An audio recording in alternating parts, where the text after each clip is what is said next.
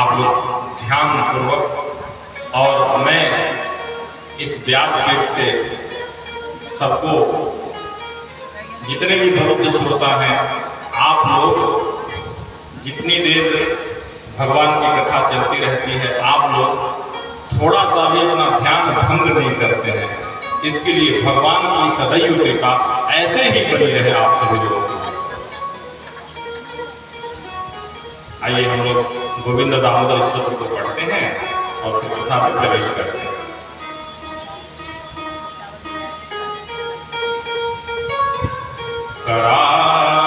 करारविंदे न पदारविंदम मुखारविंदे विनियेशवंतम वटस्य पात्रस्य पुटं पुटेशयामि बालं मुकुन्दं मनसा स्मरामि। श्रीकृष्ण गोविंद हरे मुरारे, हे नाथ नारायण वासुदेव। श्रीकृष्ण गोविंद हरे मुरारे, हे नाथ नारायण वासुदेव। ऋग्वेदिका स्वामृतमेतदेव गोविन्द दामोदर माधवेति। हरे मुरारी, हे नाथ नारायण वासुदेव। विक्रेतु कामाखिल गोपकन्या, मुरारी पादार्पित चेतवृत्ति। आध्यात्मिकं मोहं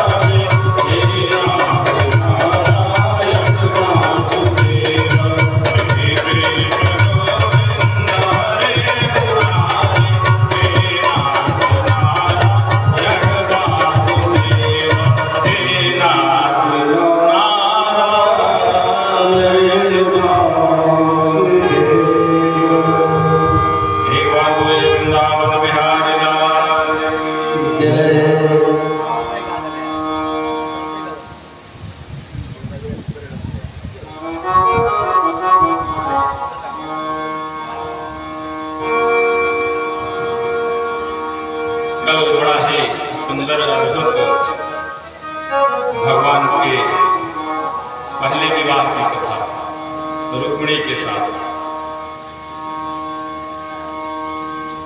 प्रभु का प्रथम विवाह महाराज भीष्मक सेन की पुत्री लक्ष्मी स्वरूपा कन्या भगवती रुक्मिणी जी के साथ संपन्न हुआ। रुक्मिणी जी साक्षात लक्ष्मी है और लक्ष्मी तो नारायण की ही है।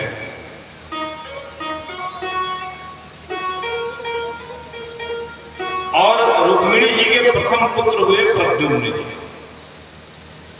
जो साक्षात कामदेव के अवतार हैं। कामस्तु वासुदेवांसो दग्धः प्रागरुद्रमन्युना देहोपपत्तये भूयस्मेव प्रत्यपद्यत।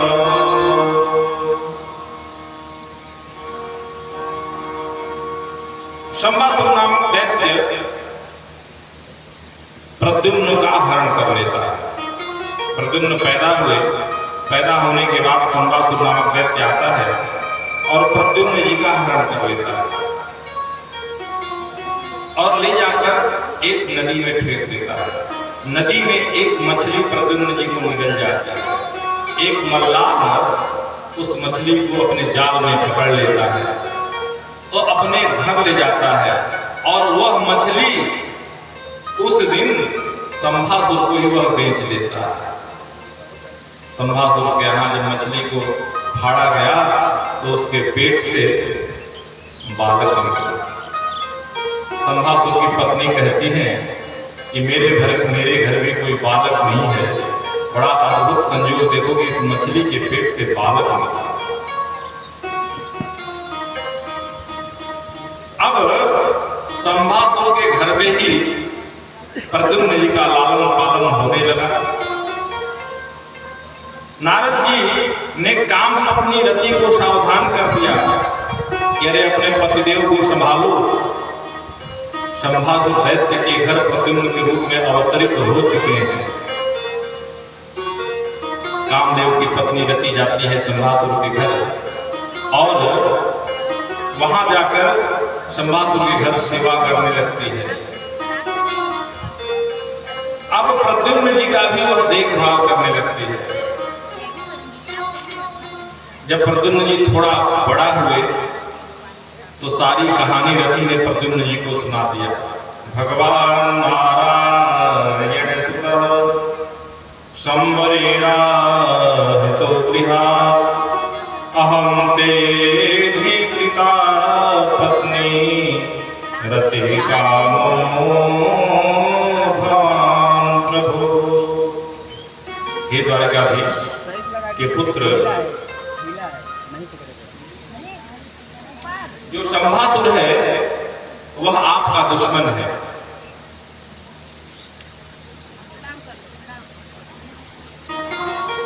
और जन्म जन्म की मैं आपकी पत्नी रति हूं। अब सारी घटना जब विस्तार से रति ने प्रद्युम्न रूपी कामदेव जी को सुनाया और जब कहानी सुने प्रद्युम्न जी तो शंभासुर को ललकार दी। और जब शंभासुर को पता चला कि ये तो हमारा साक्षात काल ही है, क्योंकि प्रद्युम्न जी से ही शंभासुर का वध होना था। इसीलिए प्रद्युम्न जी जब पैदा हुए तो शंभासुर चुरा ले जाकर नदी में फेंक दिया। अब शंभासुर का संहार करते हैं प्रद्युम्न जी और शंभासुर का संहार करके अपने पत्नी रति को लेकर द्वारिका में जाते हैं। द्वारिका में जाते हैं तो बड़ी खुशियां मनती हैं कि पैदा होते ही बालक गायब हो गया और जब आया तो बड़ी सुंदर बहू लेकर आया। रुक्मिणी जी उनका खूब स्वागत करती है। अब दूसरा विवाह भगवान का हुआ। शत्राजित नामक एक राजा थे, उनके पास एक सेमंतक मणि था। जो सेमंतक मणि 8 भर प्रतिदिन सोना प्रदान करता था। एक दिन भगवान कहे कि अरे भाई सिंहासुर, इतनी अच्छी मणि है तुम्हारे पास, दे दो सत्राजित को कि ये मणि दे दो। तो कहेंगे नहीं नहीं, ये मणि मैं किसी को दूंगा नहीं। एक बार क्या हुआ कि सत्राजित के भाई थे प्रसेनजित, और प्रसेनजित उस मणि को पहन के जंगल में शिकार खेलने चले गए। जब जंगल में शिकार खेलने चले गए तो वहां एक शेर प्रसेनजित को मार दिया और मार के चला गया। तब तक उसी रास्ते से जाम्बवंत जी जा रहे थे। जाम्बवंत जी देखे कि एक शेर मरा पड़ा है और उसके पास में एक बड़ी सुंदर मणि है। उस मणि को उठा लिए और ले जाकर अपने पुत्री जाम्बवंती को दे दी। अब यह बात पूरे क्षेत्र में फैल गई कि मणि चोरी हो गई। अब तो लांछन लग गया कन्हैया पे, द्वारिकाधीश पे। आपस में लोग चर्चाएं करने लगे कि ये शुरू का ही माखन चोर है, लेकिन अपने बचपन का आदत ये छोड़ा नहीं, अब हीरे जवाहरात भी चुराने लगा। जब यह बात कन्हैया के कानों तक पड़ी तो कन्हैया कहते हैं कि भाई अब इस दोष से छुटकारा कैसे हो जो हमें ये लांछन लगा। तो भगवान जाते हैं जंगल में मणि को ढूंढने, देखते हैं तो वहीं शेर पड़ा है मरा हुआ। जाम्बवंत जी शेर को भी मार दिए थे, और वह जो प्रसेनजित के भाई, सत्राजित के भाई प्रसेनजित थे, वो भी मरे पड़े हैं। अब पद चाल को देखते हुए, जाम्बवंत जी के पैर को देखते हुए गुफा में प्रवेश कर गए। जब गुफा में अंदर जा रहे हैं तो क्या देख रहे हैं कि बड़ी सुंदर नव युवती है और उस मणि से खेल रही है। अब जब मणि को खेलते हुए देखे तो आश्वस्त हुए कि मणि यही है। जाम्बवंती कहती है, कौन हो तुम, कैसे इस गुफा में प्रवेश कर गए। और जब यह बात जाम्बवंत जी सुनते हैं तो जाम्बवंत जी को क्रोध आती है कि बिना अनुमति के घर में तुम कैसे घुस आया, और क्रोध में उछलकर भगवान की छाती में एक मुक्का मारा। और भगवान ने भी जाम्बवंत जी को 2 मुक्के जड़ दिए। मुक्केबाजी प्रारंभ हो गई दोनों लोगों में। 27 दिन तक मुक्केबाजी चली, भयंकर द्वंद्व युद्ध चला 27 दिनों तक। 28वें दिन भगवान ने जाम्बवंत जी को उठा के पटक दिया। जब उठा के पटक दिया तो घुटने के बल हो गए। जब घुटने के बल हो गए तो जाम्बवंत जी को याद आ गई कि मैं पहचान गया, आप ही मेरे राम जी हो। ऐसे यहाँ सारे चोरी का प्रसंग भगवान सुनाते हैं। अब जाम्बवंत जी कहते हैं कि देखो प्रभु, आप आ ही गए हो, तो यह मणि तो मैं अपनी बिटिया को जाम्बवंती को दे दिया हूं, तो मणि तो इसकी है। तो आप एक काम करो कि हमारी बिटिया से पानी ग्रहण कर लो और दान में मणि देते जाओ, क्योंकि मणि मैं ऐसे दे नहीं सकता। अब दहेज में मणि देकर और जाम्बवंती का विवाह भगवान के साथ कर दिए। भगवान का दूसरा विवाह हुआ जाम्बवंती के साथ। इधर सत्राजित को ले जाके भगवान मणि दे दिए। सत्राजित बड़ा लज्जित हुआ और प्रभु से बोला कि हे भगवान, मेरी बेटी है सत्यभामा, इससे आप विवाह कर लीजिए और ये मणि आप दान में ले लीजिए। हम बड़ा भारी गलती कर दी, आपको झूठ मूठ में दोष लगा दिया। अब सत्यभामा का विवाह सत्राजित ने द्वारिकाधीश से कर दिया, तो तीसरा विवाह हो गया भगवान का। और वह जब मणि देने लगे तो भगवान कहे नहीं नहीं, ये मणि मैं नहीं लूंगा। अगर मणि ले लूंगा तो ये बात तो सिद्ध हो जाएगी, ये सारा चक्र व्यूह जो रचे हैं आप, ये मणि के लिए ही रचे हैं। तब क्या किए कि देखो भाई, ये मणि 8 भर प्रतिदिन सोना देता है ना, तो मणि तुम अपने पास रखो और सोना मेरे पास पहुंचा देना। सतराजी कहते हैं ठीक है, जैसी आपकी आज्ञा। अब एक बार भगवान द्वारिका से दिल्ली पधारे। जब दिल्ली पधारे तो अर्जुन के साथ यमुना तट पे घूम रहे थे। तो यमुना तट पे एक कन्या को तपस्या करते देखा। भगवान ने कहा कि अर्जुन, पता लगाओ ये देवी जी कौन है जो तपस्यारत है। अर्जुन जाते हैं, पूछते हैं कि हे देवी कौन हो आप, एकांत में क्यों बैठी हो। अहम देवस्य सवितुर्दुहिता पतिमिच्छति विश्वं वरेण्यं वरदं तपः परममा स्थिता। मैं सविता की दुहिता हूँ, यानी सविता की दुहिता सूर्य पुत्री हूँ। मेरा नाम कालिंदी है और मैं द्वारिकाधीश को पति के रूप में पाने के लिए तप कर रहा हूँ। अर्जुन मुस्कुराए और कहे कि वाह, आपको तो सब कुछ पता है और हमें भेज रहे हो देखने के लिए कि देख लो कौन है। और कालिंदी को लेकर अर्जुन आते हैं। तीसरा विवाह कालिंदी यानी यमुना मैया के साथ, चौथा विवाह हुआ गोविंद का। अवंती उज्जैन देश के राजा थे विंद और अरविंद। उनके बहन का नाम था मित्रविंदा। अब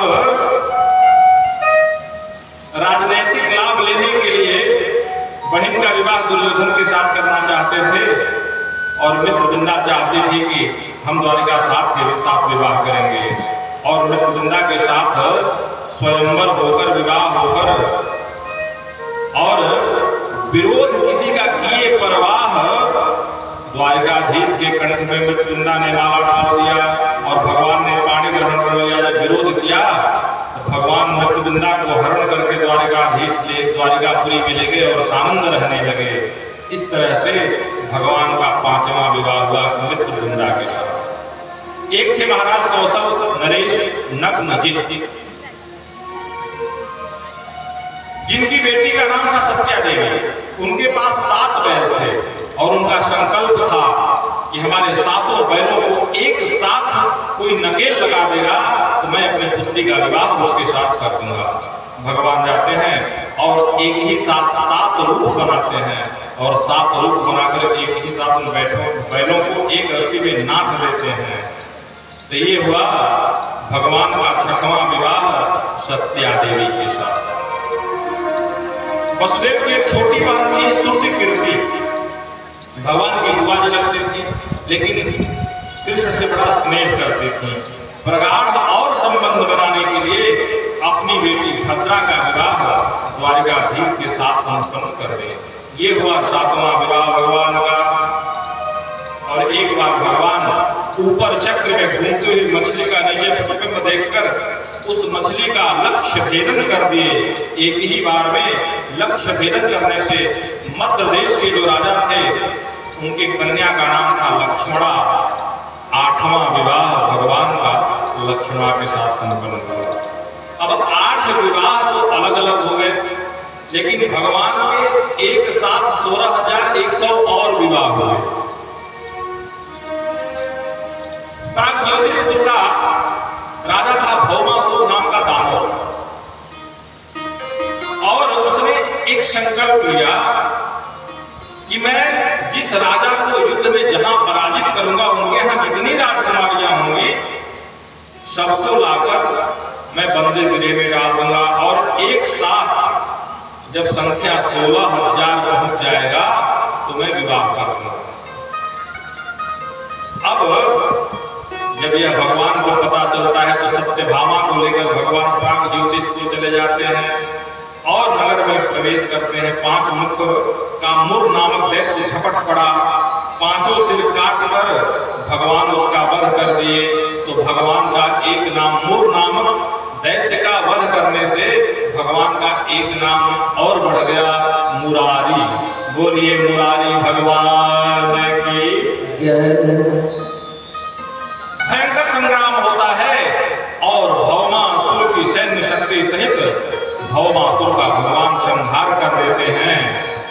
भूदेवी प्रकट होकर भगवान की स्तुति करती हैं और बंदी गृह में जितनी राजकुमारियां थीं सबको बंधन मुक्त करते हैं।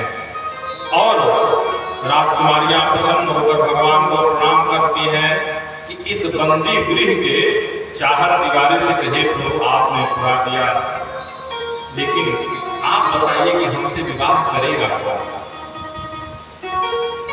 भगवान कहते हैं कह रहे जिसके लिए कोई मार्ग नहीं बचता है उसके लिए तो हमारे सारे दरवाजे खुले रहते हैं, घबराओ मत। जिसके जीवन के सारे रास्ते बंद हो जाते हैं उसके लिए मेरे घर के दरवाजे सदैव खुले रहते हैं। और तब तो समस्त राजकुमारियां भगवान के चरणों में समर्पित हो जाती हैं और कहती हैं कि हे भगवान, आपने नव जीवन दिया, ये जीवन आपके चरणों में समर्पित है।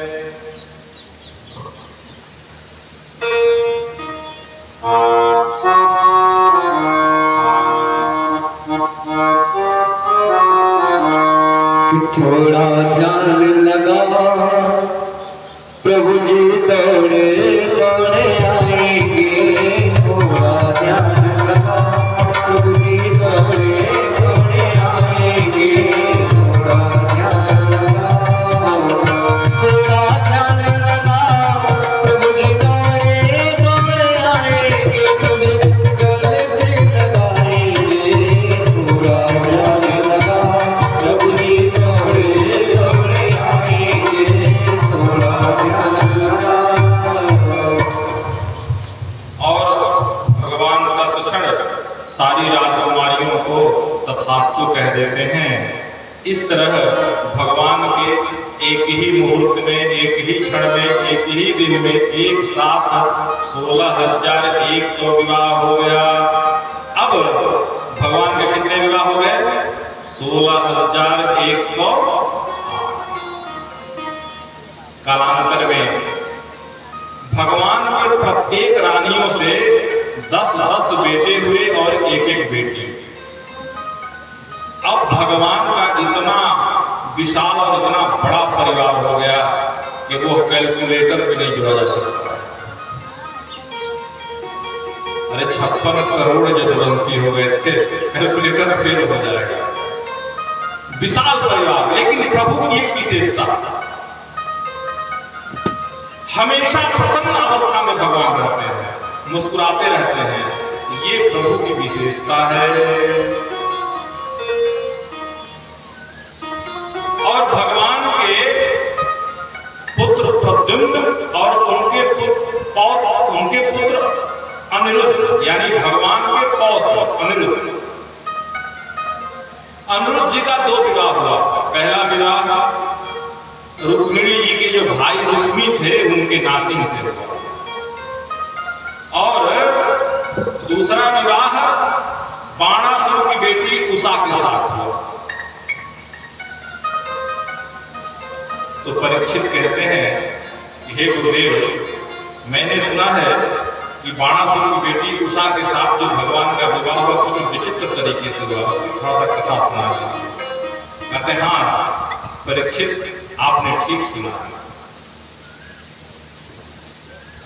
बेटी उषा स्वप्न में अनिरुद्ध जी को देखकर गंधर्व विवाह रचा लिया और प्रतिज्ञा कर ली कि मेरा विवाह अगर होगा तो जैसी झांकी, जैसी छवि स्वप्न में हमें दिखी है वैसे ही पुरुष से होगी। अब उषा की एक मित्र थे चित्रलेखा, और चित्रलेखा चित्र बनाने में कुशल कारीगर थे। एक दिन स्वप्न की बात अपने मित्र से बताती है और जैसे जैसे बताती है चित्रलेखा चित्रकारी करके अनिरुद्ध जी के स्वरूप को बना देती है। अब तो उषा देखकर प्रसन्न हो जाती है और कहती है रे मित्र, हमारी तुम पक्की सहेली हो और तुम्हें चित्रकारी इतनी अच्छी आती है कि जैसा मैं स्वप्न देखी थी वैसा ही चित्रकारी तुमने बनाई। अब क्या हुआ, चित्रलेखा मायावी भी थी, तत्क्षण द्वारिकापुरी जाती है और जाकर और वहां से अनिरुद्ध जी को सोए सोए पलंग सहित लेके चली जाती है और ले आकर उषा को समर्पित कर देती है कि लो ये तुम्हारे पति आ गए। अब तो जब अनिरुद्ध जी की नींद खुली तो कहते हैं अरे भाई मैं कहां आ गया, कौन हो देवी तुम? तो उषा बताती है अब दोनों लोग एक दूसरे को पसंद कर लेते हैं और गंधर्व रीति से दोनों की विवाह हो जाती है। अब भाई जब पति पत्नी कमरे में रहेंगे तो कुछ हंसी हंसी तो होगी ही, तो हंसी की बात कुछ सैनिक सुन लिए तो कहे कि अरे भाई उषा के कमरे से एक पुरुष की आवाज कहां से आ रही है। वह बात जाकर दोनों लोगों ने बाणासुर से शिकायत कर दी, कहे कि उषा के कमरे से पुरुष की आवाज आ रही है। बाणासुर आता है, देखता है। अब राजकुमारी उषा और अनिरुद्ध को देखकर कुपित हो जाता है और ले जाकर बंदी गृह में डाल देता है अनिरुद्ध जी को। उधर नारद जी भगवान द्वारिकाधीश से जाकर कहते हैं कि अरे भाई बाल बच्चे सब आपके आनंद में है ना? तो भगवान कहते हैं हाँ बाल बच्चे तो सब आनंद में हैं, लेकिन इधर कुछ दिनों से अनिरुद्ध जी का आता पता नहीं है। सोई नारद जी कहते हैं कि बाणासुर के यहाँ वो बंदीगिरी की हवा खा रहे हैं, आपको कुछ अता पता है? अब क्या देर क्या, अब अपनी नारायणी सेना लेकर और भगवान चल दिए वहां से। और इधर जब बाणासुर सुना कि नारायणी सेना लेकर भगवान आ रहे हैं तो बाणासुर शिव जी का परम भक्त था, भागे भागे शंकर जी के पास गया, ये भोलेनाथ अब आप ही मेरी रक्षा कर सकते हैं क्योंकि नारायणी सेना लेकर भगवान स्वयं आ रहे हैं। अब तो भोलेनाथ एक ध्वज दिए थे, वह ध्वज गिरा तो भाग के चला गया, ये मेरे ऊपर संकट आने वाली है। भोलेनाथ कहते हैं भाई मैं तो तुमको वचन दिया हूं तो तुम्हारा रक्षा तो करना हमारा धर्म है। और भगवान अपना त्रिशूल लेकर आके बाणासुर के मेन दरवाजे पे खड़े हो जाते हैं। जब द्वारिकाधीश आते हैं तो मुख्य द्वार पर देखते हैं कि त्रिशूल लेके भोले बाबा खड़े हैं। अब देखकर भोले बाबा और द्वारिकाधीश के बीच में नमस्कारी होती है। भोले बाबा कहते हैं अरे प्रणाम, स्वागत है सरकार, कैसे आना हुआ इस बाणासुर के यहाँ? कहते ये बाणासुर हमारे पौत्र अनिरुद्ध को बंदी बना रखा है। कहेंगे ठीक है बंदी बना रखा है, लेकिन हमारा भक्त है ना, तो हम भक्त से विश्वासघात नहीं करेंगे। आपको अगर प्रवेश करना है तो मेरे साथ युद्ध करना पड़ेगा। भगवान बोले ठीक है दबाओ, दोनों हाथ युद्ध हो जाए। अब दोनों लोग अपने दिव्य अस्त्रों का प्रयोग करने लगे। एक तरफ भोलेनाथ अमोघ पशुपतास्त्र चलाते हैं, दूसरी तरफ विष्णु भगवान अपना नारायणास्त्र चलाते हैं। और जैसे ही पशुपतास्त्र और नारायणास्त्र टकराने की स्थिति में आती है, सारे महात्मा आकर खड़े हो जाते हैं, हाथ जोड़ते हैं, कहते हैं हे भोलेनाथ और हे नारायण, क्या अभी तत्क्षण प्रलय करना है? इसके बाद महात्मा जब हाथ जोड़कर विनती करते हैं तो दोनों लोग अपने अपने नारायणास्त्र और पशुपतास्त्र को शांत करते हैं और फिर दोनों लोग अपने ज्वर का संचार करते हैं। एक वैष्णव ज्वर और माहेश्वर ज्वर, वैष्णव ज्वर और माहेश्वर ज्वर दोनों में आपस टकराते हैं और माहेश्वर ज्वर पराजित हो जाता है और वैष्णव ज्वर विजेता हो जाता है। और देखिए श्रीमद् भागवत में लिखा है ये जो माहेश्वर ज्वर है इसका नित्य पाठ करने से कभी भी ज्वर बाधा नहीं आती है, यानी बुखार है ना। और ये माहेश्वर वैष्णव ज्वर माहेश्वर ज्वर को परास्त कर दिया और इस को नित्य पाठ किया जाए तो कभी भी ज्वर बाधा नहीं आएगा। नमामि त्वां शक्तिं परेशं सर्वात्मनं केवलं व्यक्तिमात्रं विश्वोत्पत्तिस्थानसंभूतं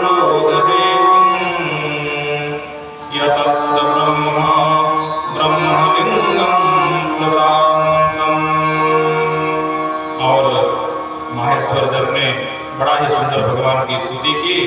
उसके बाद भगवान भोलेनाथ को मोहित करने के लिए जिम्रास्त्र चला दिए, जम्हाई आने। जब जम्हाई आने लगा भोलेनाथ को, वो लगे चुटकी बजाने, और इतने में मौका पाकर भगवान अंदर प्रवेश कर गए।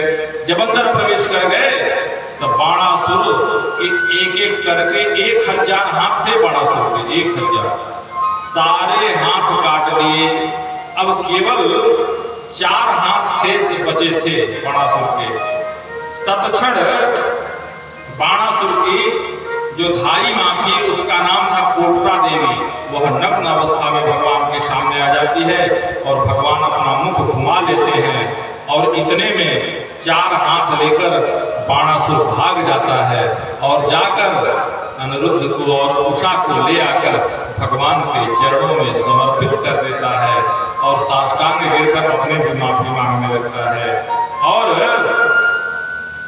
भोलेनाथ कहते हैं कि हे भगवान, अरे जैसा भी है, भला हो या बुरा हो, पर मेरा चेला है।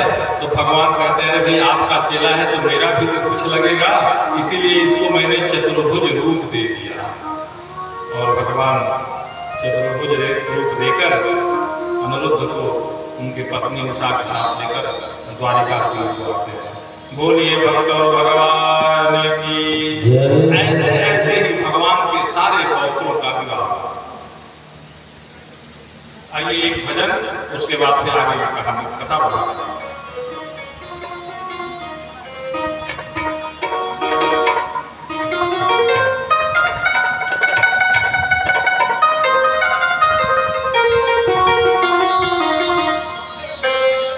आसरा इस जहां का मिले ना मिले, आसरा इस जहां का मिले ना मिले,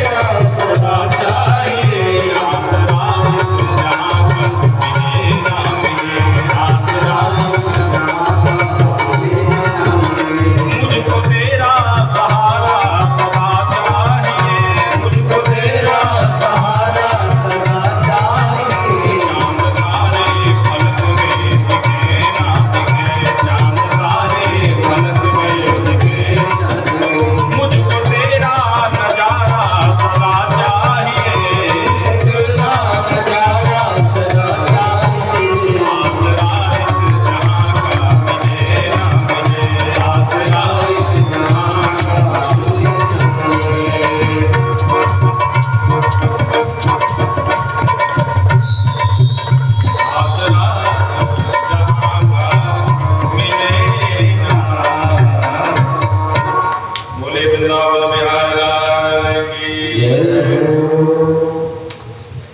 एक बार भगवान अपने सारे परिकर यानी छोटे छोटे नन्हे नन्हे बालक को लेकर और भगवान बोले कि आओ चलो कहीं घूमने चलते हैं। और घूमते घूमते एक बगीचे में जाते हैं। एक वृक्ष की छांव में भगवान बैठ जाते हैं, आराम करने लगते हैं। जो छोटे छोटे नन्हे नन्हे बालक थे खेल रहे थे। अचानक एक कुएं में झांकते हैं तो बड़ी भारी गिरगिट दिखाई देती है। आकर कहते हैं कि अरे दादाजी बड़ा भारी गिरगिट उस कुएं में है। भगवान जाते हैं और जाकर जैसे ही उस गिरगिट को भगवान स्पर्श करते हैं तो उस गिरगिट की देह छूट जाती है और उस गिरगिट के देह से एक दिव्य पुरुष प्रकट हो जाता है और अपना परिचय देने लगता है। निगो नाम नरेंद्रो मिक्ष्वाकुतनय प्रभु दानेष्वाख्यायमानेषु यदि ते कर्णमस्पृशम्। कहते हैं कि हे भगवान, मेरा नाम नृग है, मैं राजा था और एक घटना आपको बता रहा हूं कि हमें ये गिरगिट शरीर क्यों मिला। बड़ा ध्यान से सुनिएगा। क्योंकि एक बार एक ब्राह्मण को मैंने गौ दान कर दिया और वही गाय भागकर आकर मेरे गौओं में मिल गई और मैं पहचान नहीं सका और दोबारा दूसरे ब्राह्मण को वही गैया में दान कर दी। जब वह ब्राह्मण गैया लेने आया तो रास्ते में ही गैया मिल गई और दोनों ब्राह्मण में हो गया झगड़ा। ये मेरी गैया है तो वो कहे नहीं मेरी गैया है। कि राजा साहब मुझे दान दी है तो कहने राजा साहब मुझे दान दी। अब गैया को लेके दोनों ब्राह्मण मेरे पास आए और दोनों आपस में टकरा गए। एक कहता है मेरी है, एक कहता है मेरी है। और मैं निर्णय नहीं कर पाया, उन लोगों के झगड़ों का निर्णय नहीं कर पाया। और मैं मरने के बाद जब यमलोक में गया तो यमलोक में पूछे यमराज जी कि पहले पाप भोगोगे कि पहले पुण्य भोगोगे, क्योंकि पाप तुम्हारा बहुत कम है और पुण्य ज्यादा है। क्योंकि जब कम है तो वही भोग लेते हैं पहले कम वाला। और हमें गिरगिट बनकर आना पड़ा और जब हमारा पुण्य उदय हुआ तो आज स्वयं आपके श्री चरणों का दर्शन हुआ और आपके श्री चरणों का दर्शन करके मैं कृतार्थ हूं। अब देखिए ये तो कहानी हो गई, लेकिन भगवान अपने बालकों से कहते हैं, नन्हे नन्हे पौत्र आदि बालकों से कहते हैं कि बेटा सुनो, ये नृग की जो आत्मकथा है, ये कथा सुनाने के पीछे जो हमारा उद्देश्य है उसको आप लोग समझो कि ब्राह्मण और संत का अपमान अनजाने में भी बन जाए तो बहुत खतरनाक होता है।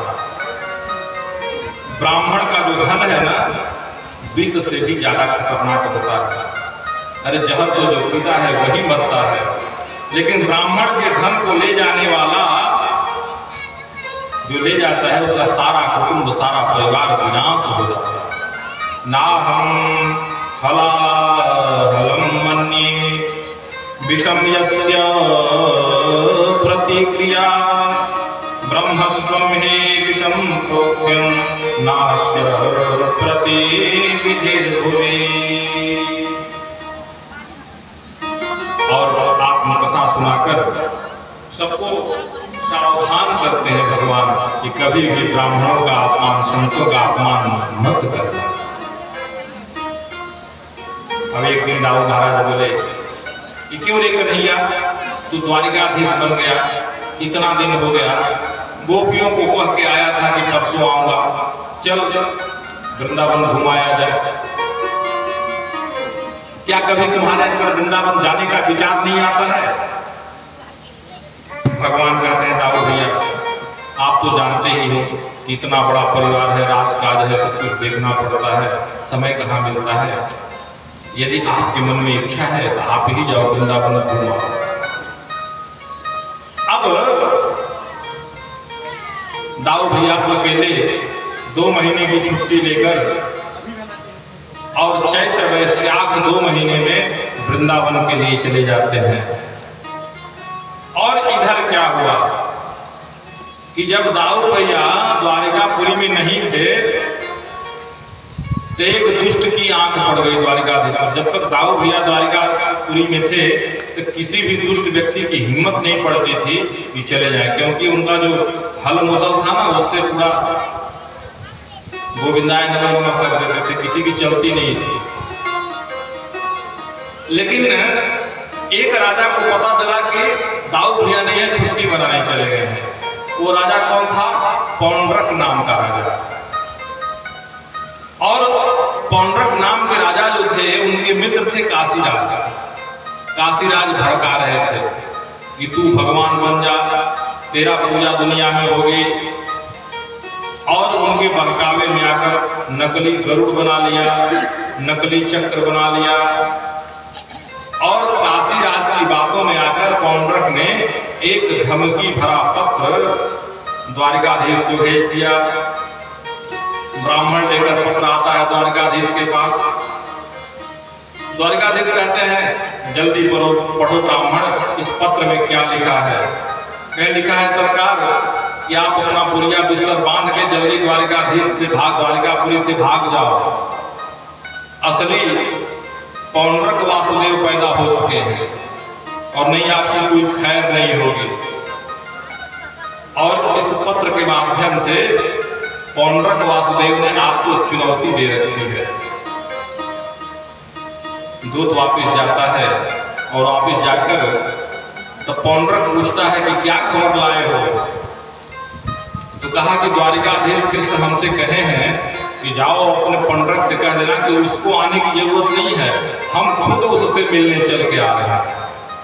अब तो पौंड्रक की धड़कन तेज हो गई।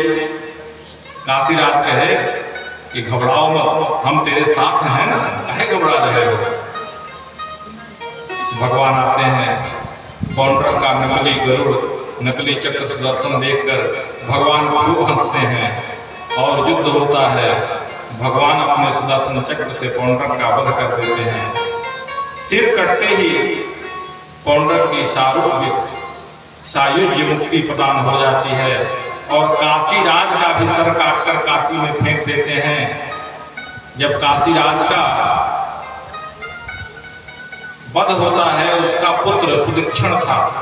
सुदक्षिण को जब मिलता है तो अभिचार विधि से दक्षिण अग्नि का आराधना करके कृत्या प्रकट करता है और उस कृत्या को सुदक्षिण भेजता है द्वारिकापुरी में जलाने के लिए। भगवान अपने चक्र सुदर्शन से उस कृत्या का भी वध कर देते हैं और अपने सुदर्शन चक्र को भेजकर भगवान आदेश देते हैं कि जाओ और जाकर पूरे काशीपुरी को भस्म करो। ऐसे ऐसे अद्भुत बल पराक्रम चर्चा कर रहे हैं सुखदेव जी परीक्षित से। और भगवान के बड़े ही अद्भुत चमत्कार भी थे। एक बार नारद जी ने सोचा कि जरा मैं चल के भगवान का गृह कार्य देखूं। सरकार 16,108 विवाह करके आए हैं, कैसे रहते हैं? तो भगवान हर घर में हर पटरानियों के साथ कैसे प्रवेश करते हैं, कैसे कार्य करते हैं। अब तो जब नारद जी द्वारिकापुरी में घुसे, प्रवेश किए, तो नारद जी के होश ही उड़ गए। अब नारद जी के क्या होश उड़ गए? किसी भवन में जाते हैं तो रुक्मिणी मैया के साथ हंस रहे हैं, दूसरे भवन में गए तो सत्यभामा जी के साथ सत्यभामा जी पंखा डुला रही बैठे हैं, चौथे भवन में गए तो भद्रा जी के साथ लेटे हुए हैं, पांचवें भवन में गए तो बाल परिवारों के साथ हंस रहे हैं। अब ये देखते देखते देखते देखते देवर्षि नारद को 3 महीना बीत गया और अलग अलग रूप एक ही, वही श्री कृष्ण, और हर भवन में हर जगह कहीं बालकों के साथ, कहीं पटरानियों के साथ, कहीं पुत्रों के साथ, कहीं पौत्रों के साथ, कहीं प्रपौत्रों के साथ। अब तो नारद जी घबरा के भगवान के चरणों में गिर पड़ते हैं, कहते हैं हे भगवान, आपकी बड़ी विचित्र लीला है। भगवान हंसकर कहते हैं, हाँ बेटा नारद, इन्हीं लीलाओं से तेरे चार खोपड़ी वाले पिताजी भी, यानी ब्रह्मा जी भी चक्कर खा के गिर गए थे। यदि तुम चकरा के जाओगे तो इसमें आश्चर्य की कोई बात नहीं। अब भगवान के अद्भुत लीलाओं का स्मरण करते हुए द्वारिका प्रभु की अद्भुत दिनचर्या थी। राम में मुहूर्त उत्थाय वायुरस्पृश्य माधव दध्यौ प्रसन्न कर्ण आत्मानं तमसः परम। भगवान की दिनचर्या थी ब्रह्म मुहूर्त में जगना, मुंह धोना, पूजा करना, सूर्य को जल देना, बहुत ही, और समय से भगवान अपने सुधर्मा सभा में पहुंच जाते थे। आज सुधर्मा सभा में भगवान की सुधर्मा सभा लगी है, और भगवान की सुधर्मा सभा में एक दूत आता है पत्र लेकर, कहता है कि हे भगवान, जरासंध के बंदी खाने में 20,000 सैनिक बंद हैं, कृपा करके उनको मुक्ति दिला दीजिए। अब भगवान दूत से कहते हैं कि जाओ कह देना उन राजाओं से कि मैं जल्दी आऊंगा। उसी समय देवर्षि नारद आ जाते हैं पत्र लेकर कि पांडवों ने निमंत्रण भेजा है, पांडव राजसूय यज्ञ कर रहे हैं, आप सपरिवार पधारिए। अब नारद जी से भी भगवान कह दिए कि जाओ कह देना कि मैं जल्दी आऊंगा। अब वहीं उद्धव जी थे, उद्धव जी कहे कि दोनों लोगों को कह दिए जल्दी आऊंगा, कहां चलेंगे? तो कहे कि भाई देखो, पहले हमें पांडवों के पास चलना होगा, क्योंकि राजसूय यज्ञ तभी संपन्न होता है जब सारे राजाओं को जीत लिया जाए। भगवान जाते हैं पांडवों के पास, कहते हैं आप लोग जो राजसूय यज्ञ कर रहे हैं क्या सारे राजाओं को जीत लिए? तो पांडव कहते हैं कि नहीं, द्वारिकाधीश प्रभु एक राजा बचा है, कौन? जरासंध। अब भगवान कई महीनों तक इंद्रप्रस्थ में रह गए। एक दिन युधिष्ठिर जी कहते हैं कि हे भगवान, हम लोगों का राजसूय यज्ञ कैसे संपन्न होगा? अब जरासंध को जीतना तो बड़ी असंभव बात है। भगवान कहते हैं कोई बात नहीं, हम लोग जरासंध को जीतने के लिए चलते हैं। और अर्जुन और भीम को लेकर भगवान जरासंध के पास जाते हैं। तीनों लोग ब्राह्मण वेश में हो जाते हैं और ब्राह्मण वेश धारण करके जरासंध के पास पहुंच जाते हैं। और भगवान को जो 18वें युद्ध में परास्त कर दिया था, तब से वह ब्राह्मणों का भक्त हो गया था जरासंध। ब्राह्मणों का बड़ा सम्मान करता था और इतना ब्राह्मण भक्त हो गया था कि अगर ब्राह्मण कुछ भी मांग दें तो वह सहर्ष दे देता था। तीनों लोग ब्राह्मण बन के जाते हैं।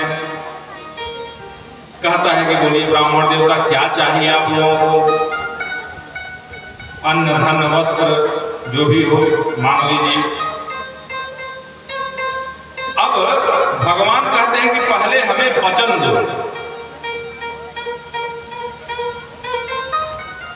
ध्यान दीजिएगा, भगवान कहते हैं कि पहले हमें वचन दो।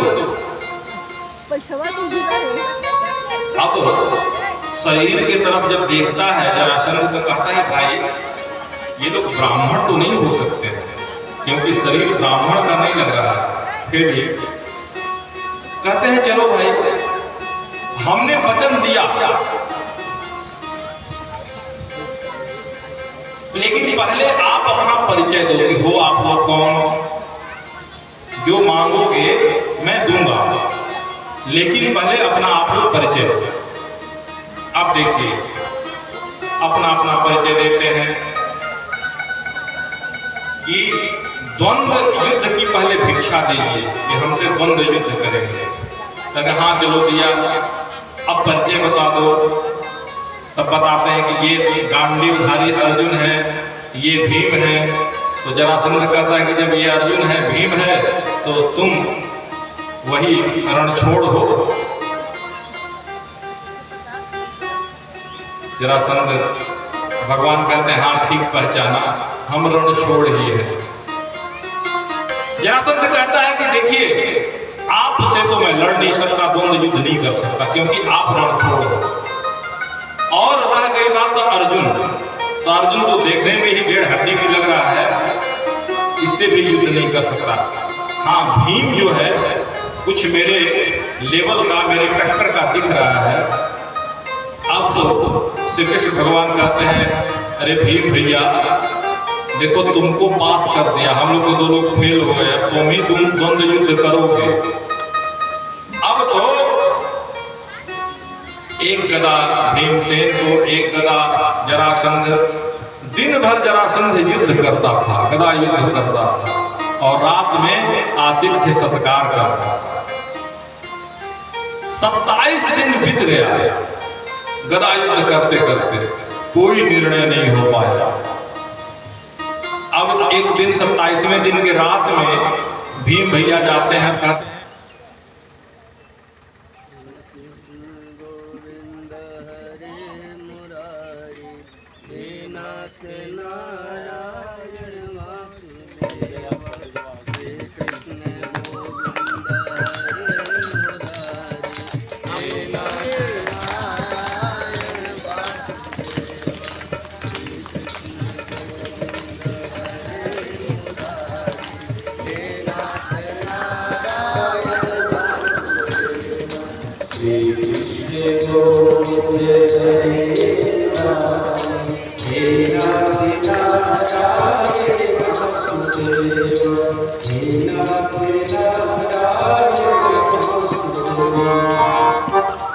बोले भक्तवत्सल भगवान की जय। अब देखिए ध्यान दीजिए 27 दिन तक युद्ध चला, रात में आतिथ्य सत्कार होता था। 27वें दिन भीम भैया जाकर द्वारिकाधीश से कहेंगे ये द्वारिकाधीश सुनो, अब कुछ जल्दी निर्णय करवाओ जो करना हो, और नहीं तो तुम जैसे रणछोड़ बने थे ना, मैं भी रणछोड़ बन जाऊंगा। कल सुबह भोर होते ही, ब्रह्म बेला होते ही मैं भी भाग जाऊंगा, क्योंकि अब हमारे पास अब लड़ने की क्षमता नहीं रह गई है। अब कल्पना करिए कि जरासंध कितना बलवान था, क्योंकि भीम के अंदर 10,000 हाथियों का बल था, यानी उससे भी ज्यादा बलवान जरासंध था। भगवान कहते हैं कि अरे भीम भैया तुम तो केवल लड़ना जानते हो, अरे लड़ते लड़ते कभी मेरी तरफ एक झलक देख तो लिया करो। कल एक दिन और तुम लड़ोगे हो। अब 28वें दिन फिर गदा युद्ध प्रारंभ होता है द्वंद्व युद्ध में, और लड़ते लड़ते अब स्थिति भीम भैया की एकदम खराब हो गई। और भीम भैया लड़ रहे थे और श्री कृष्ण की तरफ देख रहे थे, और श्री कृष्ण जी ने इशारा किया, एक तिनका लिया और तिनका लेकर उसको 2 भागों में ऐसे किया और 2 भागों में कर कर एक इधर फेंका और एक इधर फेंका। भीम भैया को समझते देर नहीं लगी, चट से भीम भैया जरासंध को 2 टुकड़ों में फाड़ दिए, और एक टुकड़ा दाईं तरफ, एक टुकड़ा बाईं तरफ।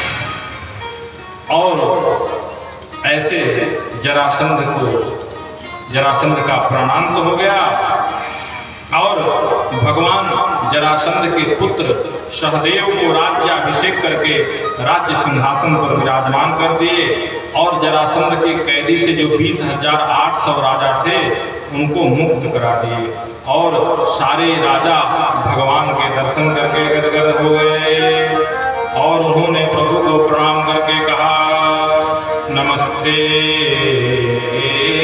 देव देवेश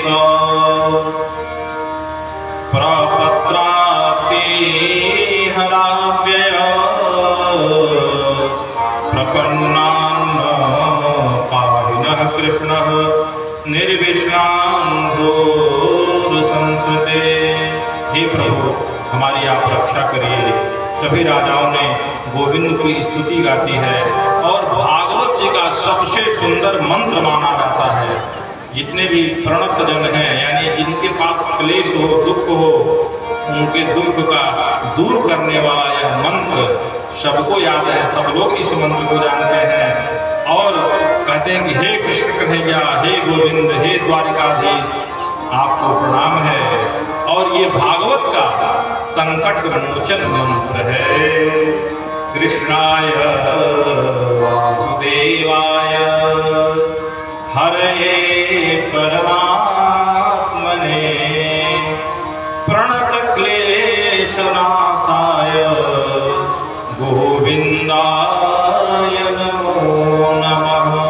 अगर इस मंत्र का सच्चे मन से भगवान के प्रति श्रद्धा और आस्था विश्वास रख के कोई जप करता है 108 बार एक माला प्रतिदिन, तो उसके सारे क्लेश निसंदेह दूर हो जाएंगे। बोले भक्त भगवान की। लगन तुमसे, लगन तुमसे,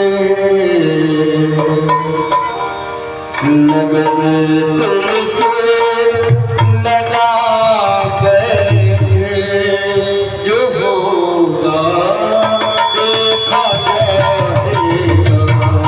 लगन तुमसे लगा बैठे, देखा जाएगा।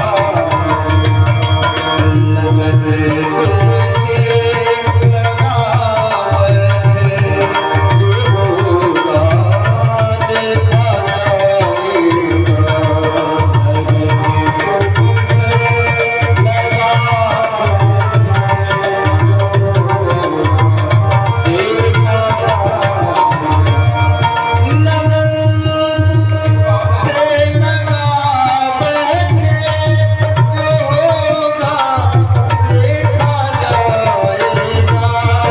लगन तुमसे लगा देखा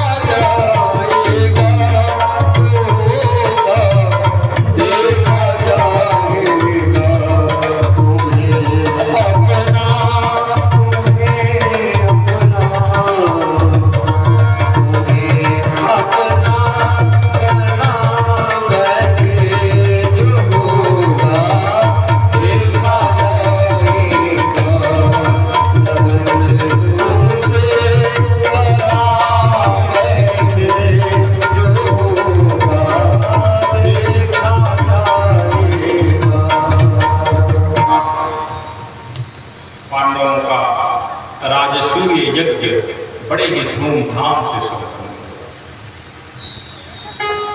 सुखदेव जी कहते हैं कि हे परीक्षित,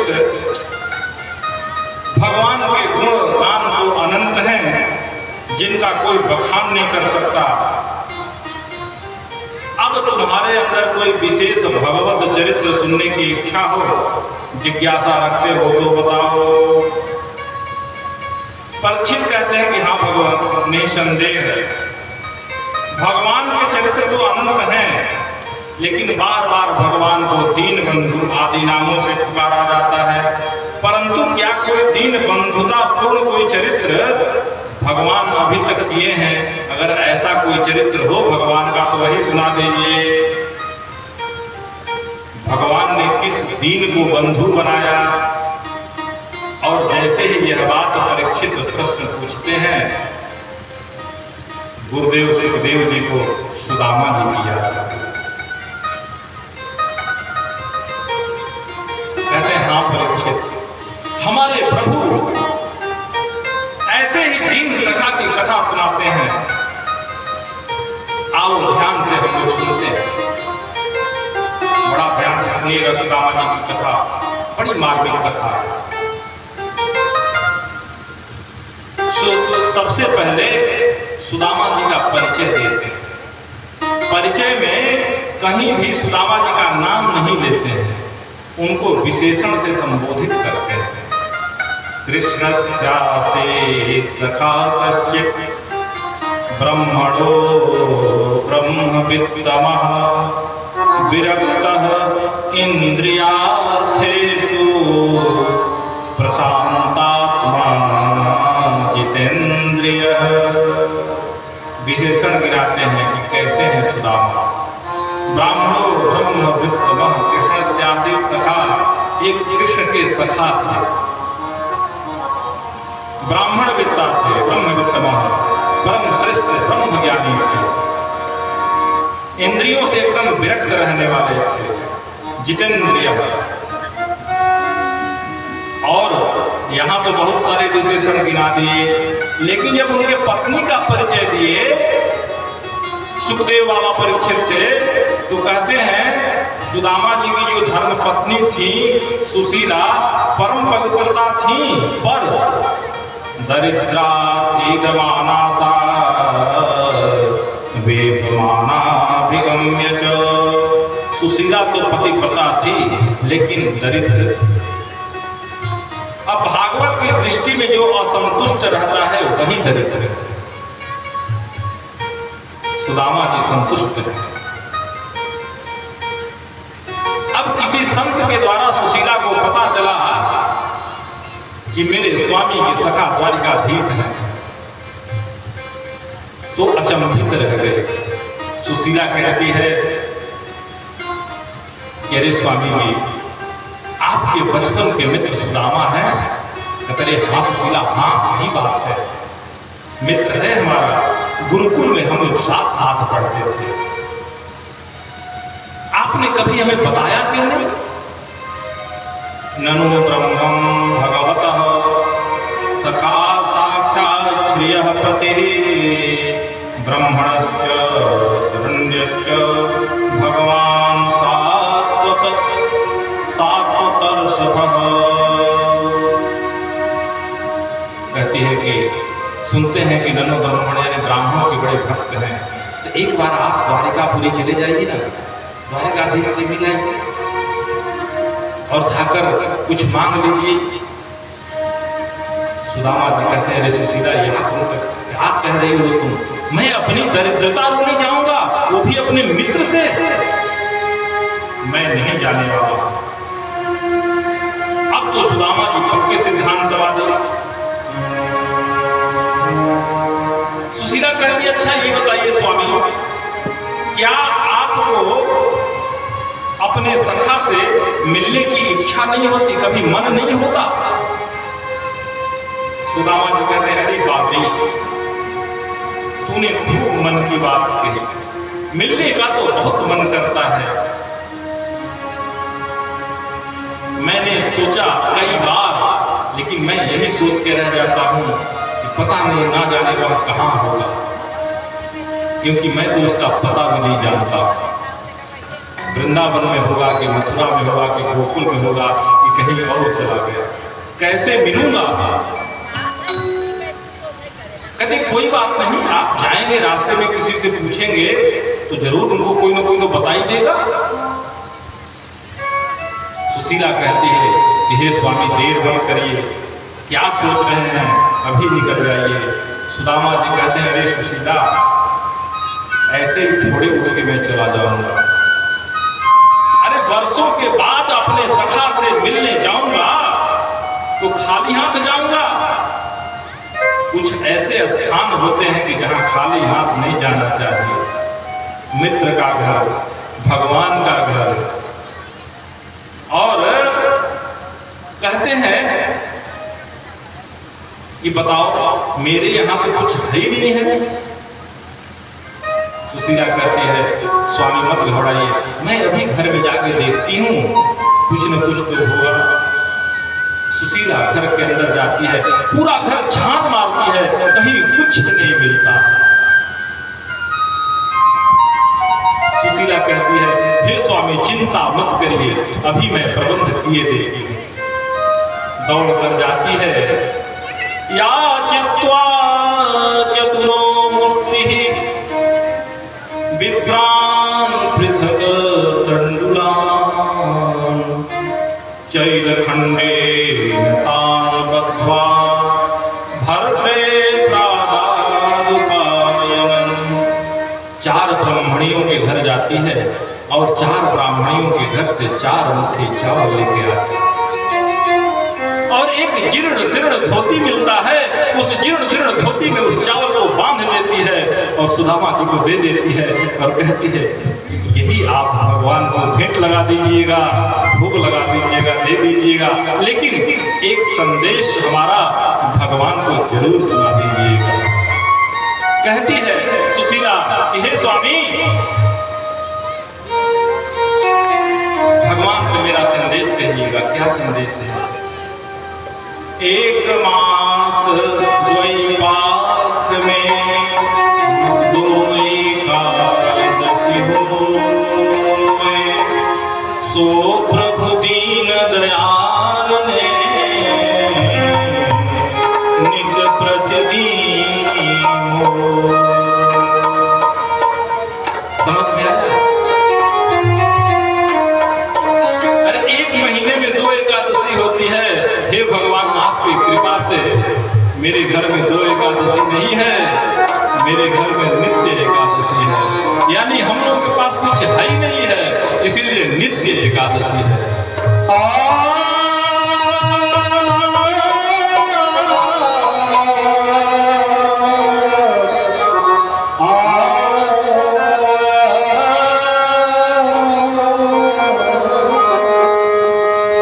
सुशीला जी जब चावल देती है तो उसमें एक पत्र डालती है।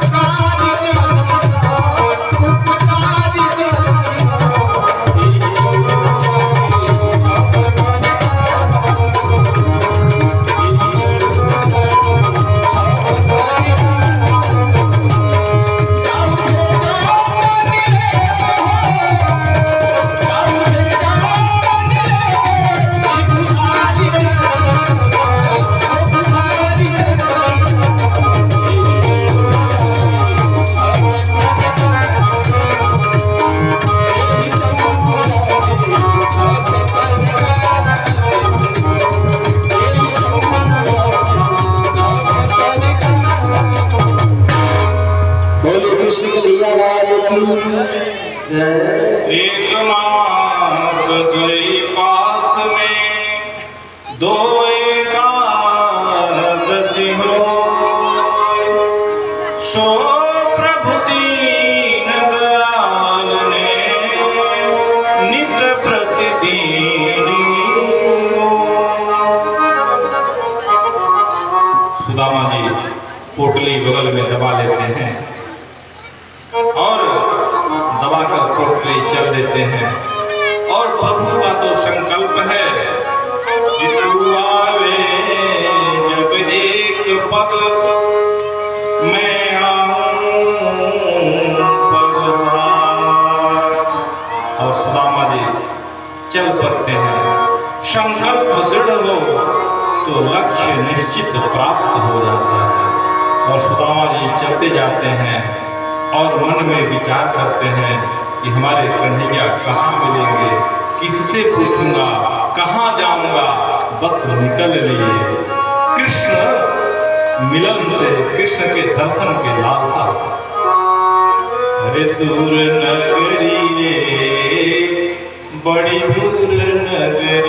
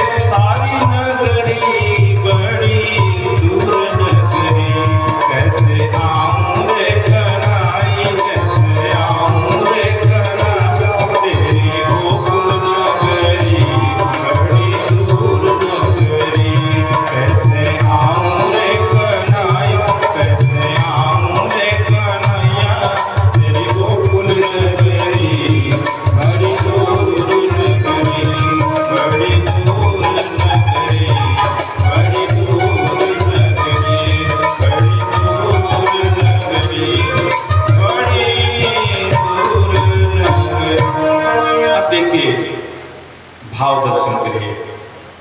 सुदामा जी पहुंचे तो उनको पता नहीं है कि द्वारिकापुरी कहाँ है। और सुदामा जी पहुंचे तो कहाँ पहुंच गए पता है? काशी में पहुंच गए, बनारस।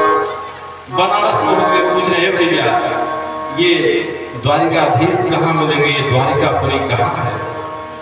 काशी वाले, बनारस वाले अपने अंदाज में कहते हैं कि अरे गुरु गलत जगह आ गया तू, बहुत दूर नगर हो उनकर। अब पता चला कि अब वहां से चले तो पहुंच गए कहां? ब्रज में, ब्रजवासियों के पास। अब ब्रजवासी भी अपनी भाषा में बोल रहे हैं, पूछ रहे हैं तो कहेंगे तू गलत जगह आई गए हो। अब मान लीजिए सुदामा जी यहाँ भी आ जाए, इस बामपुर ग्राम में पूछे कि भैया द्वारिकाधीश कहाँ मिलेंगे, द्वारिकापुरी कहाँ है, तो बामपुर के लोग क्या जवाब देंगे? तू गलत जगह आई गया, यही जवाब देंगे। लेकिन तीन भाषा हमने बोल दिया, बनारस वाराणसी, आपके मिर्जापुरी या प्रयागराज वाला और ब्रज की भाषा। अब थक गए सुदामा जी, थक गए कि हे भगवान, पता नहीं कितना दूर आपकी नगरी है, कहाँ आप मिलोगे। थक हार के एक वृक्ष के नीचे लेट जाते हैं, और जब उनकी नींद खुलती है, आंख खुलती है, तो द्वारिकापुरी में पहुंच जाते हैं। जब द्वारिकापुरी में पहुंच जाते हैं तो कहते हैं कि अरे मैं कहाँ आ गया। अब तो बड़ी बड़ी अट्टारियां, बड़े बड़े महल देख कर उनकी आंखें चकाचौंध हो रही हैं। एक राही रास्ता पकड़ के जा रहा था कि भैया राम राम, जरा सुनो, नेक सुनो। काय भैया, क्या कह रहे हो, क्या बात है?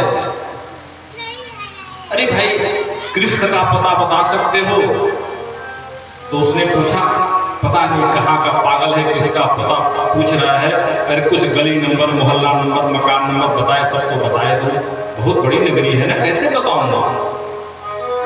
वो चला गया। दूसरा एक थोड़ा सा पढ़ा लिखा समझदार व्यक्ति जा रहा था। वो भैया सुनो, जय श्री कृष्णा। हाँ बोल भैया, क्या बात है? तो कहा कि ये बताओ कि कृष्ण का पता बता सकते हो? तो उसने कहा कि अरे भाई, कोई गली नंबर, मोहल्ला नंबर, मकान नंबर कुछ बताओ तब तो बताएंगे, ऐसे कैसे बता दें। कि भाई देखो, हमें तो कुछ नहीं पता है, न गली नंबर पता है, न मोहल्ला नंबर, ना कोई हमें लैंडमार्क भी नहीं पता है। हाँ बस मैं इतना जानता हूं कि वो यहाँ का राजा है। अब तो उसकी कान खड़ी हो गई। तूने क्या कहा? यहाँ का राजा है? क्या नाम बताया? तो भाई देखो, हम तो प्रेम से कृष्ण कहते हैं, और मैं जानता हूं कि वो यहाँ का द्वारिकाधीश है। कहता है कि देखो, हमारे भगवान को जो द्वारिकाधीश है ना, उनका नाम ऐसे नहीं लिया जाता है। तो बोला कैसे लिया जाता है? अनंत श्री समलंकृत छत्रपति राजमूर्ति धर्म चक्रवर्ती सर्व सर्वेश्वर सर्व तंत्र स्वतंत्र गो विप्र प्रतिपालक विश्व वंद्य श्री श्री महाराजाधिराज द्वारिकाधीश्वर श्री कृष्णचंद्र जी सरकार। अब तो जब सुदामा जी इतना लंबो चौड़ो मोटो नाम सुने तो घबरा गए। कह रे भाई, हमें तो याद करने में ही 2-4 दिन लग जाएगा। इतना लंबो चौड़ो मोटो नाम, हम तो प्रेम से उसको कृष्ण कहते हैं, हमारे बचपन का बाल सखा है। अब देखिए, वह पता बताता है राही। देखिए भाई, ये संचार विधि में कहाँ छोड़ के चले जा रहे हैं कि माई का ज्यादा डिस्टर्ब कर रही है। ऐसा मत करिए, अरे अंत भला तो सब भला तो सही कर दीजिए भाई, कहाँ डिस्टर्ब कर रहे हैं।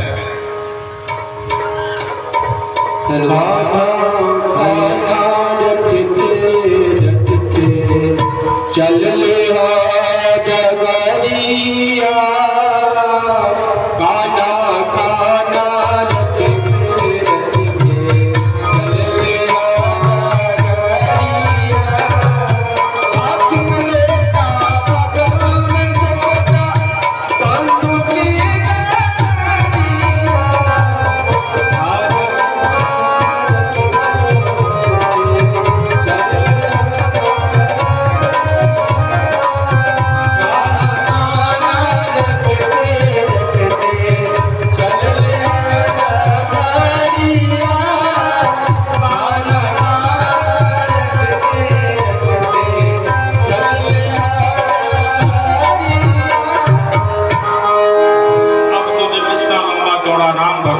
सुने तो सुदामा जी चौंक गए और कह रहे हैं कि अच्छा ठीक है, जो इतना लंबा चौड़ा नाम आप बताए ना, उन्हीं का पता बता दीजिए। अब तो कहता है कि जाओ देखो, जो सीधा सबसे बड़ा महल दिख रहा है और उस महल में जो सबसे बड़ा दरवाजा है वही मुख्य दरवाजा है हमारे राजाधिराज का। सुदामा जी चलते हैं, द्वारपाल मिलते हैं, जय और विजय वहां द्वारपाल खड़े रहते हैं। आपस में आप लोग बात मत करिए, थोड़ा सा शांति बनाइए और ध्यान से सुनिए। द्वारपाल जय और विजय मिलते हैं, कहते हैं भैया नमस्कार। हाँ बोलिए, क्या बात है, किससे मिलना है? सुदामा जी हाथ जोड़कर कहते हैं कि भैया अंदर जाकर कन्हैया से कह दो कि आपका बाल सफाया है। अब तो द्वारपालों का भी काम खड़ा हो गया। क्या है ये हमारे राजा धीराज को कन्हैया कहने वाला आज तो ये पहला अद्भुत व्यक्ति मिला है। द्वारपाल सुदामा जी को देखते हैं और कहते हैं कि आज तक भगवान के द्वारपाल रूप में सेवा करते करते हम लोग को वर्षों बीत गया, लेकिन आज तक ऐसे अद्भुत दृश्य को, इस अद्भुत संत को हम लोगों ने नहीं देखा। पता नहीं भगवान के कैसे कैसे लोग आ जाते हैं और द्वारपाल से हाथ जोड़कर बाहर जाओ भाई, क्यों यहाँ खड़े हो जाओ। उनकी दशा को देखकर द्वारपाल फिर मन में सोचते हैं कि हो सकता है किसी अद्भुत वेश में कोई अद्भुत व्यक्ति ही आ जाता है। अब सुदामा जी द्वारपालों से कहते हैं, अरे द्वारपालों सुदामा से कह दो,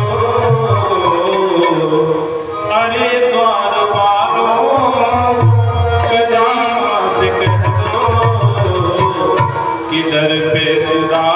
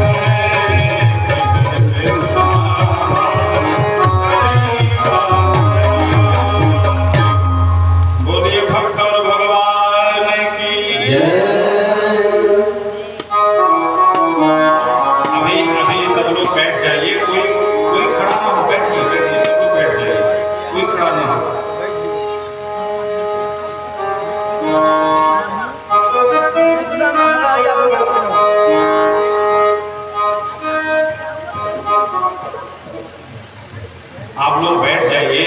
अभी देखिए सुदामा जो चावल लाए हैं ना, अभी वो अपने कांख में पोटली में दबा के रखे हैं। तो अभी जब यहाँ तक आएगी पोटली तो आप लोगों से मांग लिया जाएगा आपकी पोटली, इसलिए आप लोग बैठ जाइए, एकदम शांति से बैठिए। बोलिए भक्त और भगवान की। अब देखिए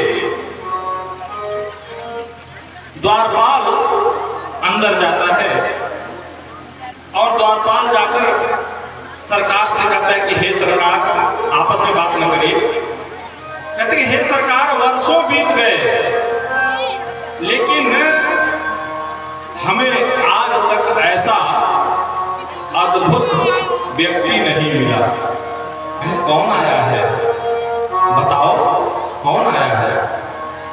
अब देखिए नरोत्तम कवि सुदामा चरित्र को कितना अच्छा अद्भुत लिखते हैं अपने शब्दावली में, उसका ये चित्रण किया गया।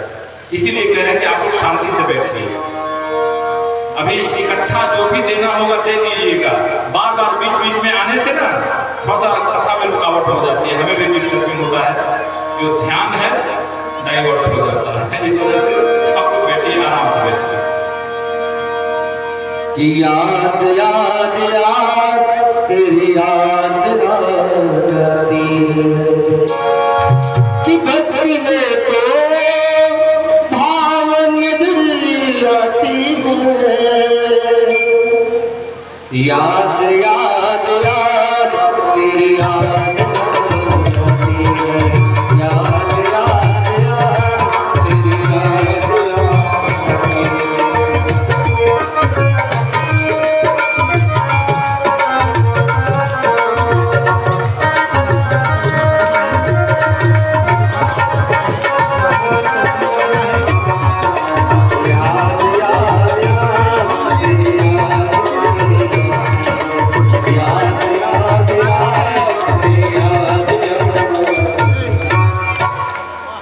द्वारपाल जाकर भगवान से कहता है, शीश पगान झगा तन में, प्रभु जाने को आही बसे के ही ग्रामा, धोती फटी सी लटी दुपटी, हरु पाँव पान की नहीं जामा, द्वार खड़ा द्विज दुर्बले तो रहो चकिसो, वसुधाय अभिरामा, पूछत दीन दयाल कुनाम, बतावत आपन नाम सुदामा, बतावत आपन नाम। अरे जैसे ही भगवान सू शब्द सुने, सू भगवान देर नहीं किए, तत्क्षण अपने सिंहासन से खड़े हो गए। पटका कहीं और गिरता है, बंसी कहीं और गिरती है और भगवान दौड़े दौड़े दौड़े दौड़े 7 दरवाजे के बाहर मेन दरवाजे पर चले जाते हैं और सुदामा जी को देखकर गले से लगा लेते हैं। सारी सुधर्मा सभा में भगदड़ मच जाती है। कहते हैं कि आज क्या हो गया, कौन ऐसा अवधूत आ गया जिसके लिए भगवान छोड़कर भाग गए। सारी सभा पीछे पीछे, सारे सैनिक दौड़ रहे हैं, सब लोग पीछे पीछे, भगवान आगे आगे हैं। और जब इस अवधूत का सारे लोग दर्शन करते हैं, देखते हैं, तो कहते हैं कि अरे यह अवधूत पता नहीं कौन सा पुण्य किया हो कि आज भगवान इसको दौड़कर अपने गले से लगा रहे हैं। सुदामा जी के दीनहीन दशा को देखकर कोई सोच नहीं सकता है कि भगवान ऐसे भी अपने दीन बंधुत्व भक्त का आदर रखते हो, सम्मान रखते हैं और भगवान गले से लगा लेते हैं। बड़ा ही अद्भुत आप लोग देखे होंगे कि सुदामा जी और द्वारिकाधीश जी कितना अद्भुत गला मिले हैं, बड़े अच्छे ढंग से। और उनको लेकर धीरे धीरे भगवान महल में आते हैं और महल में आकर उनको उच्च सिंहासन पर पदस्थ कर देते हैं, बैठा देते हैं। और अब रुक्मिणी जी भी आश्चर्यचकित हो गई देखकर। भैया थोड़ा सा आवाज बढ़ाओ। रुक्मिणी जी भी आश्चर्यचकित हो जाती हैं देखकर। भगवान सुदामा जी के हाथ को पकड़कर सर्वोच्च सिंहासन पर बैठाते हैं और रुक्मिणी जी को आंखों से इशारा करते हैं कि ऐसा अवधूत आया है, देर मत करो, जाओ परात का पानी लाओ और लाकर इसके चरणन को, इसके पांव को पखार लो। अब देखिए बड़ी अद्भुत उधर जाती हैं रुक्मिणी जी परात का पानी लेने और इधर भगवान सुदामा जी के चरणों को सहलाने लगते हैं। जब सहलाते हैं सुदामा जी के चरणों को तो सुदामा जी हिचकते हैं, कहते हैं कि क्या हो गया, आपके चरण में कोई परेशानी हो गई क्या? जब भगवान उनके चरणों को देखते हैं तो उनके चरणों में बहुत सारे कांटे चुभे रहते हैं, पैर में फफोले पड़े रहते हैं। और अब सुदामा जी के चरण प्रभु प्रक्षालित, अब अभी पानी लेकर रुक्मिणी जी नहीं आई और कृष्ण जी का क्या हाल हुआ सुदामा जी को देखकर।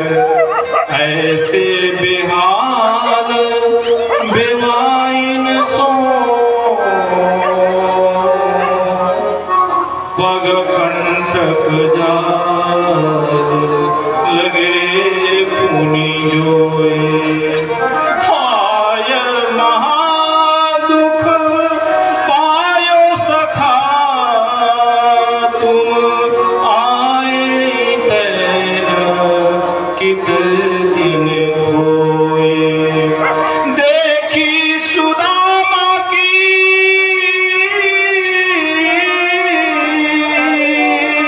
दीन दशा,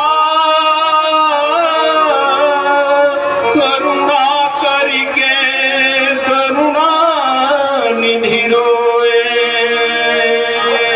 पानी परात को हाथ छुयो नहीं, नैनन सो जल सो पग धोए। पानी परात को हाथ छुयो नहीं, नैनन के जल सो पग धोए। रुक्मिणी जी पानी लेकर आती हैं और यह दृश्य देखकर रुक्मिणी जी हक्की बक्की खड़ी रह जाती हैं और सोचने लगती हैं कि मनेना कृतम पुण्यम अवधूते न भिक्षुणा श्रिया हीनेन लोकेस्मिन् गर्हिते नाधमेन च।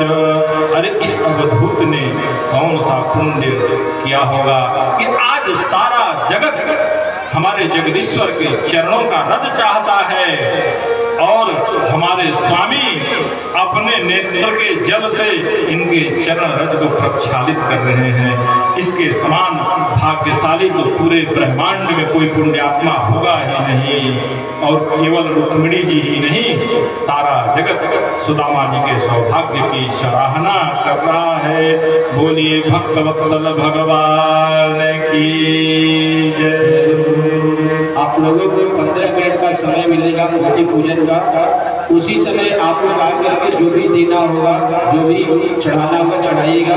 माताओं से निवेदन है कि आप लोग बैठ जाओ, आप लोग बैठ जाओ। 15 से 20 मिनट समय मिलेगा आपको, उसी में आकर के कथा प्रतिष्ठा मत करो।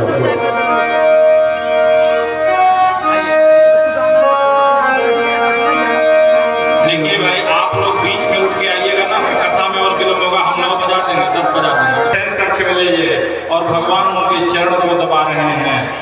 रुक्मिणी जी ने देखा कि जब हमारे स्वामी ही चरण दबा रहे हैं तो रुक्मिणी जी खड़ा होकर पंखा झेलने लगी। और अब अवधूत के देखो ठाट बाट,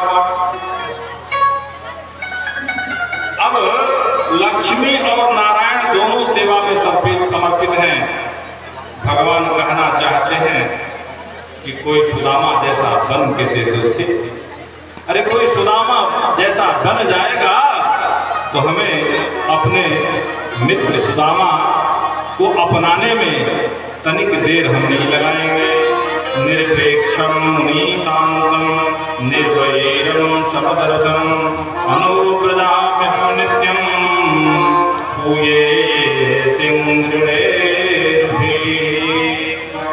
भगवान सबसे पहला प्रश्न करते हैं, क्या करते हैं? अभी ब्रह्मन् गुरुकुलाद भवता लब्ध दक्षिणात् समावृत्तेन धर्मज्ञ भार्योढ़ा सदृशी नमः। अरे तुम्हारा शादी वादी हुआ? कहते हैं हाँ शादी तो हुआ है। तो भाभी को नाम बताए दो, क्या नाम है? क्योंकि भाभी को नाम सुशीला है। अच्छा भाई देखो मित्र, जैसा तेरे भाभी को नाम वैसा भाभी तेरी है। सुशीला नाम है तो सुशीला है। कहेंगे अच्छा तो ये बता कि जब भाभी ने तुझको यहाँ भेजा तो भाभी खाली हाथ तो भेजी नहीं होगी, भाभी कुछ देकर भेजी होगी। अब सुदामा जी की धड़कन तेज हो गई। अब सुदामा जी कहते हैं कि मैं, अब उनकी ठाट बाट को देखकर सुदामा जी मन में विचार कर रहे हैं कि मैं इनको चावल कैसे दूं। अब सुदामा जी बात को घुमा देते हैं, क्यों रे कन्हैया? अरे विद्यार्थी जीवन में देखो, हम लोग जब पढ़ रहे थे गुरुकुल में हैं, तो गुरुकुल की बात होने लगती है। अब प्रसंग को पूरा बदल देते हैं सुदामा जी। कृष्ण कहते हैं भाई देखो, प्रसंग मत बदलो, सीधा सा मतलब है कि भाभी जी ने कुछ भेजा है कि नहीं भेजा है। सुदामा जी कहते हैं क्यों रे कन्हैया, घुमा फिरा के तुम फिर वहीं आ जाते हो कि भाभी जी ने भेजा कि नहीं भेजा। सुदामा जी कहते हैं, कृष्ण भगवान कहते हैं अरे मैं सोच रहा हूँ कहीं तुम भूल गए होगे तो याद दिला दूं कि भाभी जी ने कुछ भेजा कि। भगवान कहना चाहते हैं पत्रम पुष्पम फलम तोयम यो मे भक्त्या प्रयक्षते तदहं भक्ति वर्जित मश्नामि प्रयतात्मनः। भगवान ये कहना चाहते हैं कि मैं पदार्थों का भूखा नहीं हूं।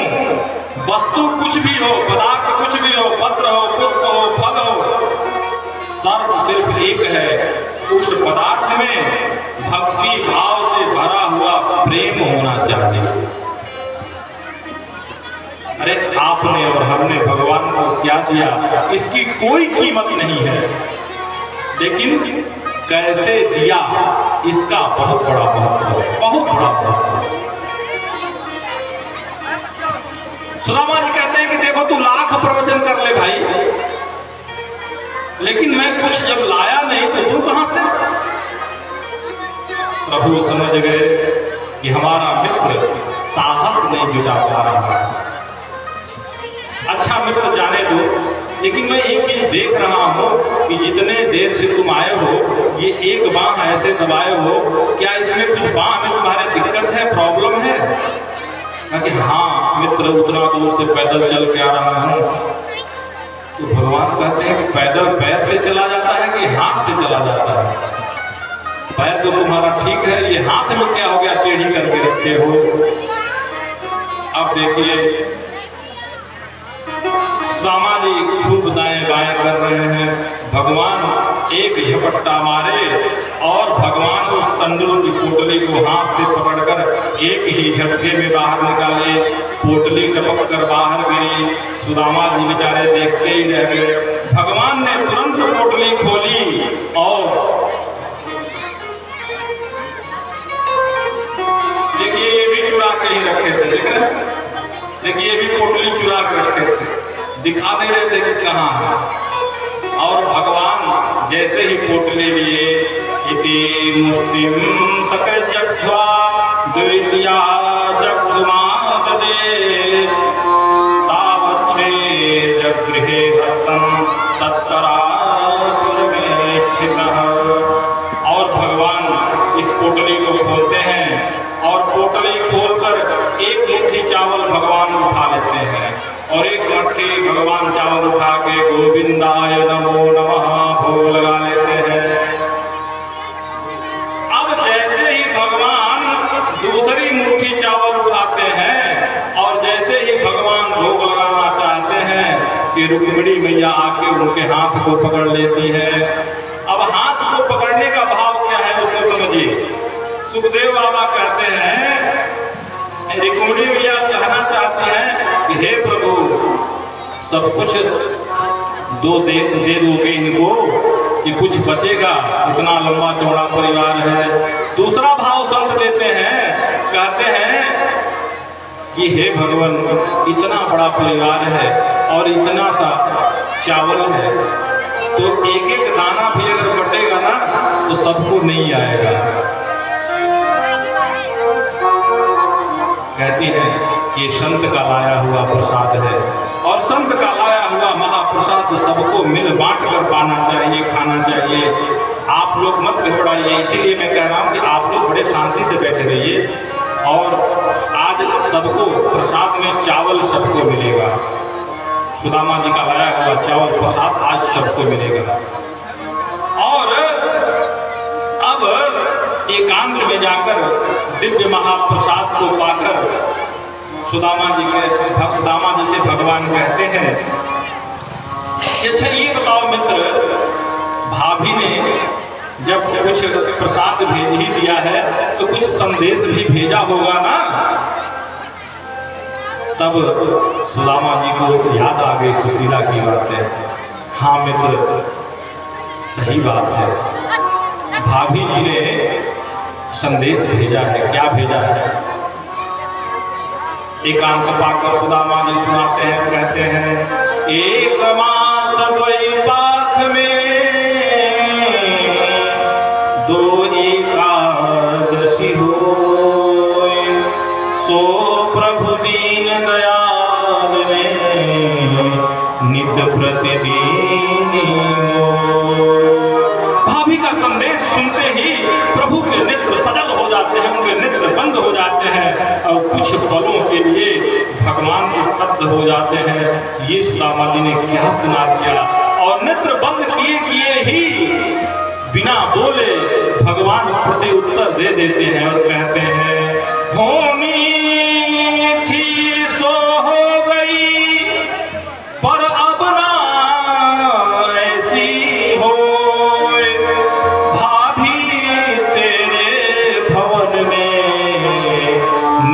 द्वादशी हो। भगवान कहना चाहते हैं कि हे भाभी जो तेरे भवन में नित्य एकादशी था अब आज से तेरे भवन में नित्य द्वादशी हो। अरे तुझे देते नहीं देखा मगर झोली भरी देखी, लेने वाले को ही पता नहीं चला कि किसने दिया। भगवान देना सिखाते हैं। रहीम जी कहते हैं देनहार कोई और है, भेजत है दिन रैन, लोग भरम हम पर करें याते नीचे नैन, दाता एक राम भिखारी सारी दुनिया,